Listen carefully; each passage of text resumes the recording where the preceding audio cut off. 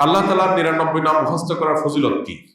আল্লাহ রাব্বুল আলামিনের 99 নাম এ সম্পর্কে হাদিসে আসছে, নবী সাল্লাল্লাহু আলাইহি ওয়াসাল্লাম বলেছেন, ইন্না লিল্লাহি তিসআওয়া তিসঈনা ইসমা, যে ব্যক্তি আল্লাহ তাআলার 99টি নাম আছে, যে ব্যক্তি এগুলোকে হেফাজত করবে, সংরক্ষণ করবে, মুখস্থ করবে, এই ব্যক্তি জান্নাতে প্রবেশ করবে। এখানে মুখস্থ করা বলতে নামগুলো মুখস্থ করা, সেগুলোর অর্থ বোঝা, সেগুলোর প্রতি বিশ্বাস করা।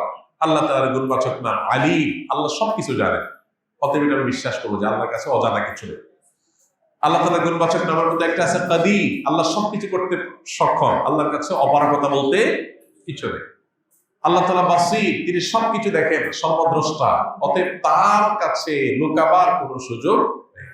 এভাবে আল্লাহর 99 নামের প্রত্যেকটার অর্থ বুঝে বুঝে আপনি সেটা অন্তরে বিশ্বাস করলেন, এটাই হলো প্রকৃত অর্থে সংরক্ষণ। এইভাবে আপনি যদি সংরক্ষণ করেন, ইনশাআল্লাহ এটা জান্নাতে যাওয়ার কারণ হবে।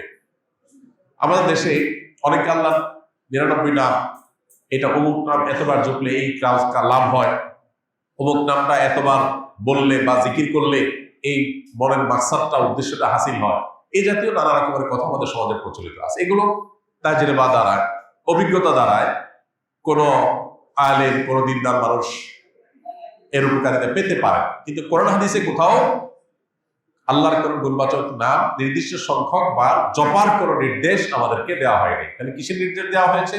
আল্লাহর গুণবাচক নামগুলোর অর্থ বুঝে সেটার প্রতি বিশ্বাস মনে প্রাণে স্থাপন করা।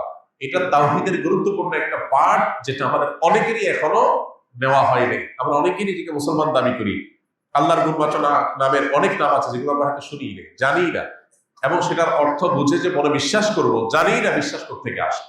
তো এই জন্য আল্লাহর গুণবাচক নামগুলো আমাদের জানা দরকার, বোঝা দরকার, বিশ্বাস করা দরকার।